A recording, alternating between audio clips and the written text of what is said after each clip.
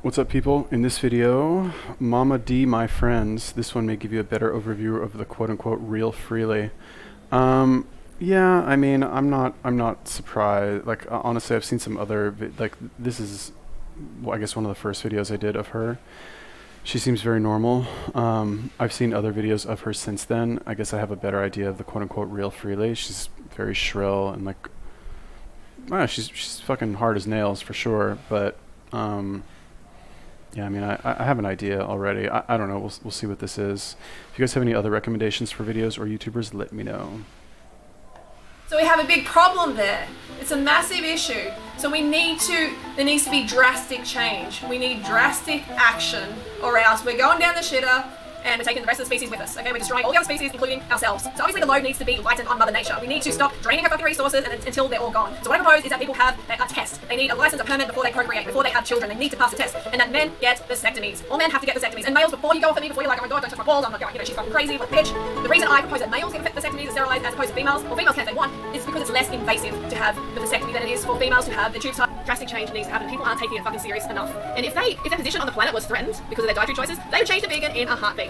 You shouldn't have the choice. You should be forced to be vegan. You should absolutely be forced to be vegan. The situation the planet is in, we cannot wait for you to fucking get your shit together. And do I want to kill people? No, I don't want to kill people. Looking for excuses? Excuses? No, you should not have that option. You're just gonna step the fuck up. Or you really don't deserve to live on this planet.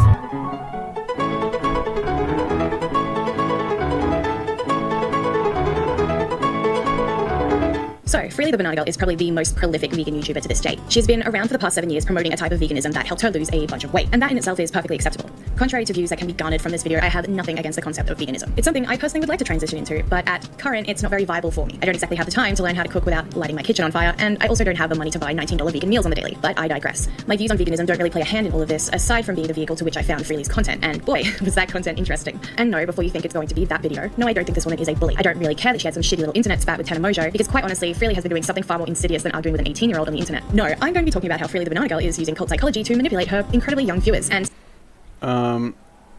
you know, I don't agree with, like, first of all, vasectomies have been shown to, like, lower your testosterone as a male and, like, higher risk of prostate cancer. So I don't know how old that clip was. And fortunately, that's a crazy enough idea that it would never actually happen anyway.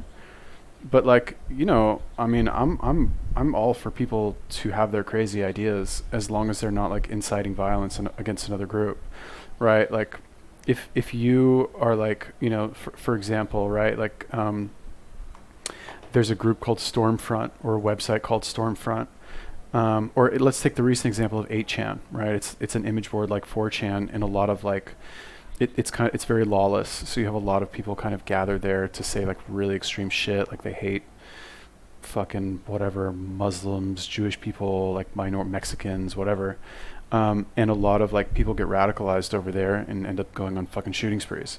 I'm not cool with that. That's not good. But a girl like stating her views that in a public forum, a non-anonymous forum, also YouTube, very, like, non-anonymous, stating that she believes that everyone should be forced to be vegan and that men should be forced to have vasectomies. Like, I don't agree with those. I think they're kind of insane, but I will defend her right to say that.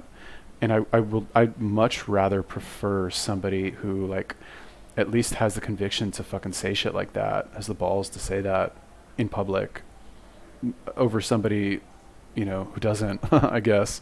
I don't know about this cult psychology, like, manipulating her viewers. Like, honestly, like, I think if you're going to go vegan, I think raw vegan is probably the best.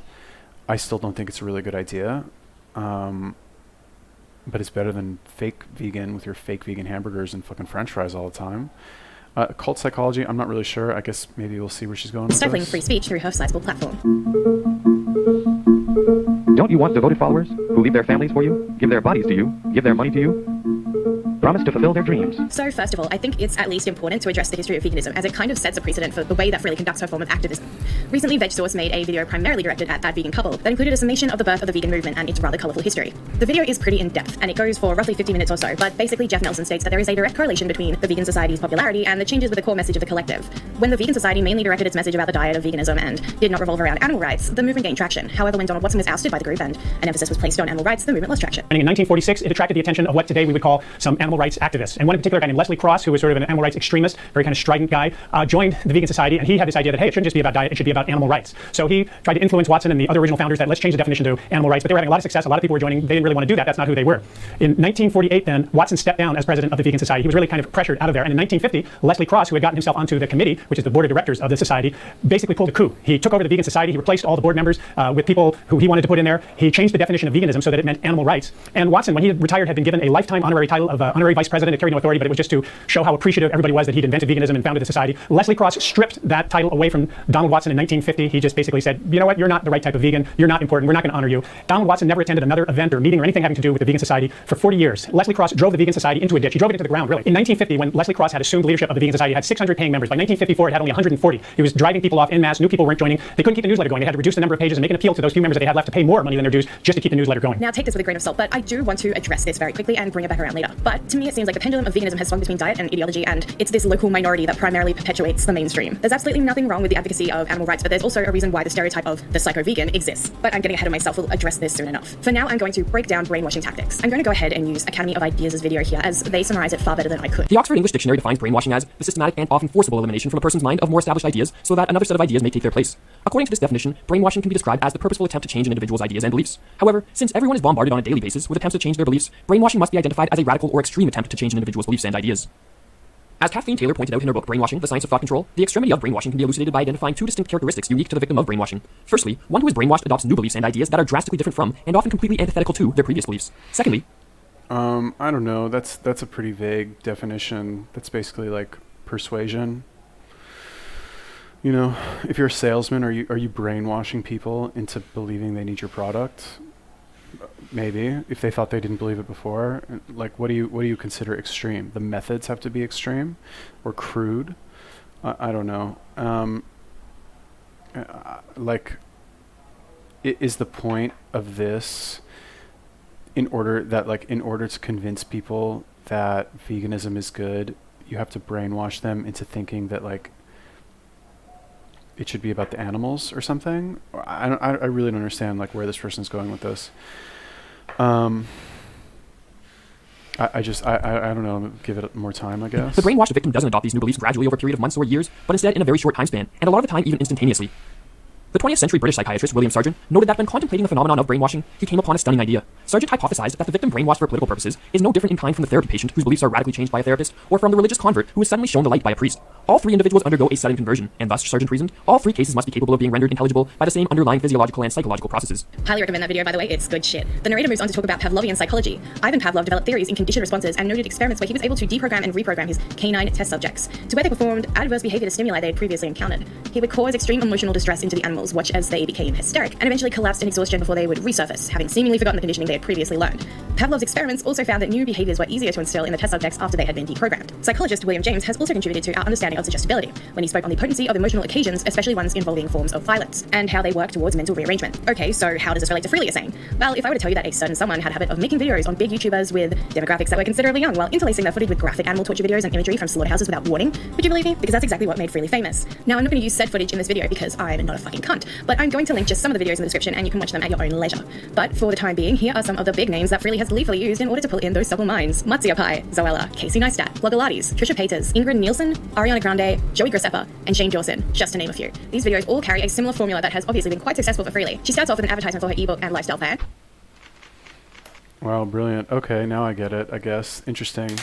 Yeah, honestly, like, okay, so I did, I said in the beginning of this video, I was like, yeah, okay, I watch more videos of Freelee, and like, I don't know, I guess I have a better idea of like who she actually is, but basically those videos, she like tears into some, it's so interesting actually, now that I think about it, that this person like clearly identified these things. She starts the video, starts like ripping on some famous YouTuber, plugs her book a little bit, slips in some like slaughterhouse footage unexpectedly, and then, I'm sure she'll like break down the rest of what she does, but yeah, good for her. Wow, interesting. She addresses why she's making the video. 6.397371 million subscribers, so just heaps and heaps of subscribers, and she gets hundreds of thousands of views every single video. So what caught my attention is Marcia recently made a video, what I eat in a day video, and she featured hens periods and pus and just foods that are not meant to go in the human body and that are very, very cruel to animals. She responds to portions of said video. Okay, so let's have a quick look at her day of what I eat in a day. So breakfast is these pancakes, which are banana and hens periods. And then she uses the torture porn. She follows this all up by talking about her lifestyle and how if you aren't following it already, you should be. Then she insists that everyone spam the video to the subject of it to carry on the vegan message. So that's my video for today. If you want more videos like this, give us a thumbs up. If you hate it, give us a thumbs down, just so I know and I get that feedback. And if you want Marcia to go vegan, definitely tweet her this video, Instagram her, let her know that I made it for her, so she can see the reality of what she is supporting every time that she is consuming, she is buying the dairy and the eggs and products of cruelty. Alright, don't forget to get fruit or eat yourself, and you don't have to like me, you just need to hear me. Because nothing's a selectivist than having someone do your dirty work for you while you sit back and rake in the revenue generated from your cancerous content. She even has other members of her brigade making similar videos to this. Just the other day, PewDiePie made a video on Sorshima Rather. While he showed one of her tamer videos, and I use the word tamer lightly, she also includes graphic imagery in her videos and a formula ripped straight out of Freelee's channel, as does that vegan couple. I don't especially think that Freelee deliberately set out to calculate this formula, more so that she probably stumbled into it. I'm sure that she saw documentaries such as Farm to Fridge and Cowspiracy that employ these tactics and just ran with it after seeing it gaining her views and followers, but that doesn't make it okay in the slightest. While you could argue that these documentaries also may prey on human vulnerability, at least if you watch Cowspiracy, you probably possess the knowledge that graphic material can and will be shown. However, Freelee almost makes a point of trying to sneak past YouTube guidelines by not mentioning it, and thus a new audience will be unaware of just what they will be exposed to. Freelee often laments about how much influence the people she is making her videos on have, and will even point out how these viewers are quite possibly young girls. So I'm not exactly sure who Savannah is and where Wow, it's so interesting. I mean, honestly, like, if anything, it makes me have like a little bit more respect for Freelee. Like, how devious do you have to be to like think of this shit? Like, really, I don't know. I'm clearly not like that devious at all. I kind of wish I was though. But very interesting. Like, you sneak in the like nasty footage to catch people off guard and then make them more receptive to your message. It's very interesting. I mean, I don't know. I mean, is this really brainwashing? Like, good for her that she like identified the pattern of her videos, I guess. But is this really going to like brainwash people? I mean, it's not, what did they say about Pavlov? Like, he would exhaust the dogs, and then when they like, after they collapsed from exhaustion and like got back up, he would like retrain them. Are you really going to be exhausted from like a 3-second clip of like Freelee showing like fucking slaughterhouse footage or something? Probably not. So like, I don't know. I mean, as far as like having other people do the dirty work for you. Yeah, I mean, you've got the reach. Why not do it? Why not use it? Got to use it for something. Yeah, I mean, maybe a little bit underhanded tactics. But again, I guess at the end of the day, like, here's, I think what it really comes down to is like, you can watch whatever you want, I think, but if it clashes with your real world experience, then are you really going to like submit to some message by some YouTuber? Like, are people really going to fall for that? I don't know, maybe. But like, to say that like being vegan is healthier, no. No, it's not. Does it suck for the animals? Yes. I don't want to watch slaughterhouse footage like ever. Creeps me the fuck out for sure. Definitely like made me wonder about my meat consumption. But I guess if I was like forced to watch that for like 8 hours a day, I don't know, I might be more suggestible to going vegan. It even creeps me out to just think about that.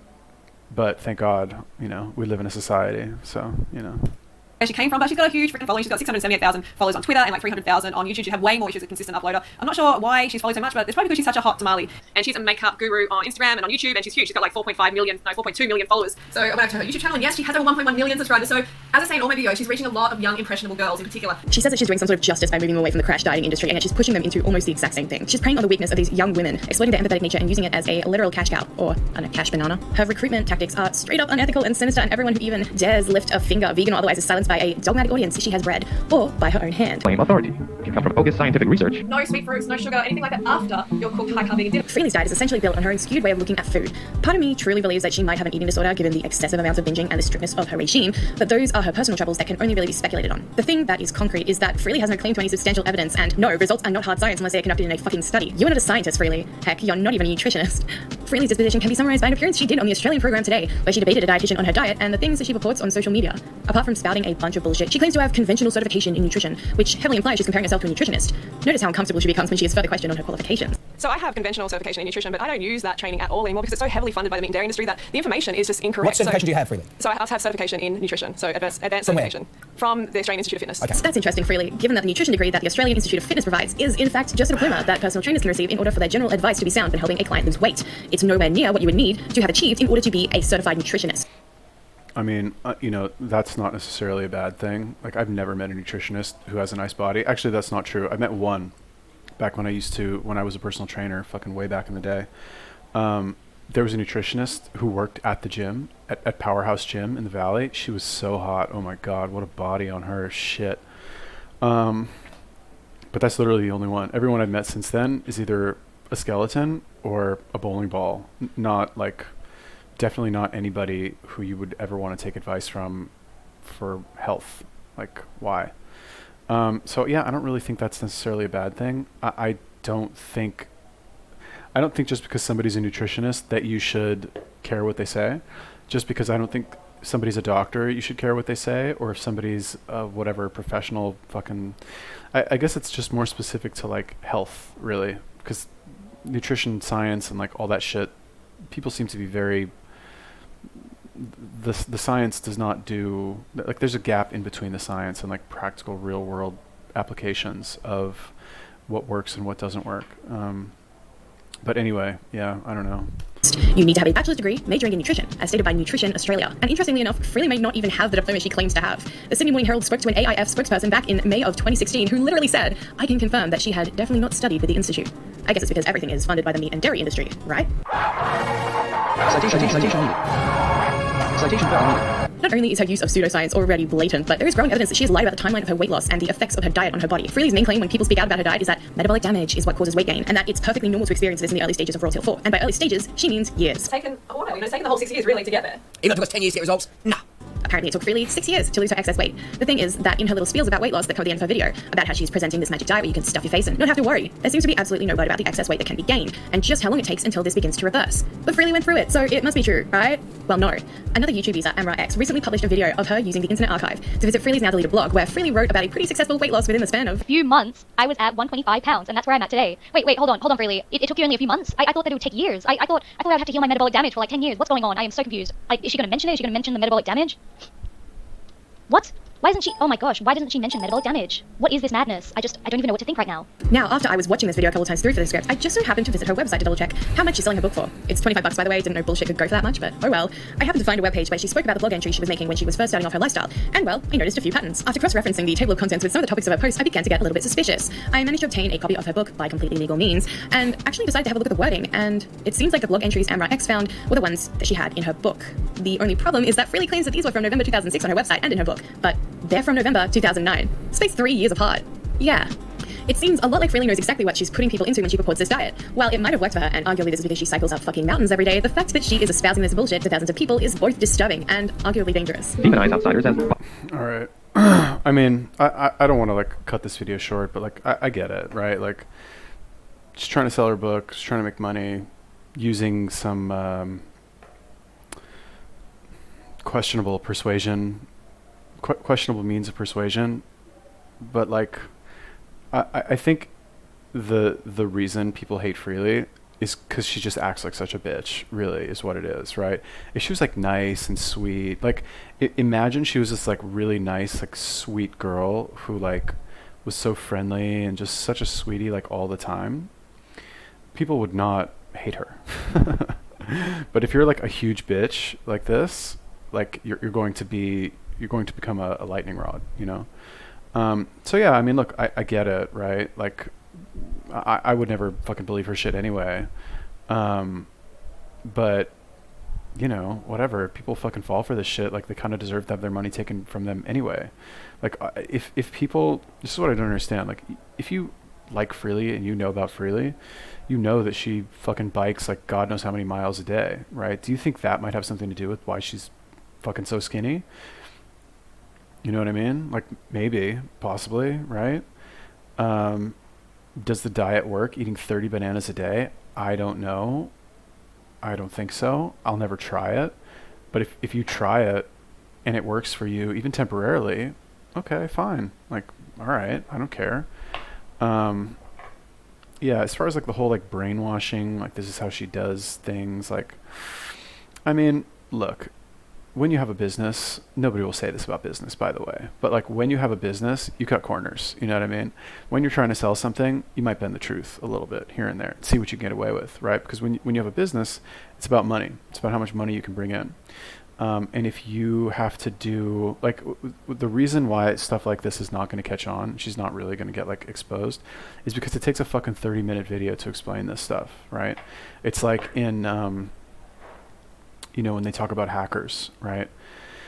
If a hacker is tried in a trial, right? Let's say a hacker is arrested for some crime and like goes to trial, right? They rarely lose that trial, right? Because if something is so complicated, like the people that will be on the jury, like the shit that needs to be explained to them is so technical that it's very easy to create a plausible defense to say like the person didn't actually do it, because it's so complicated. There's like so many moving parts. You have to explain this like super complicated thing that this person did. You have a lot of options to kind of like weaken the argument, right? Which is like, it's like this, like a lot of places for her to basically say, no, I didn't do that. Here's what actually happened, right? And then like once you like take one fucking block out of the wall, the whole wall falls apart. I don't know, regardless of whether or not you think that's true, like straight up, if you watch Freelee's videos, you know what you're getting. I don't know. I find it hard to believe that like people who were not already like into the whole vegan thing watch her videos and are completely swayed after like one video of watching her like yell at some celebrity. I don't know. I find that hard to believe. Maybe I have a higher a higher opinion of like people's basic level of intelligence. I don't know. Anyway, I'm not about to watch 10 more minutes of this. Sorry. Thank you for telling me to do this. Who was this? Mama D, my friends. I get it. I never said Freelee was a good person. You know what I mean? Like, I do have respect for her that she's got the balls to like get out there and fucking be as crazy as she is, I guess. Never said she was like a moral, upstanding citizen, like model citizen in any way. Okay, so if you guys have any other recommendations for videos or YouTubers you want me to take a look at, let me know. Leave me a comment. Peace.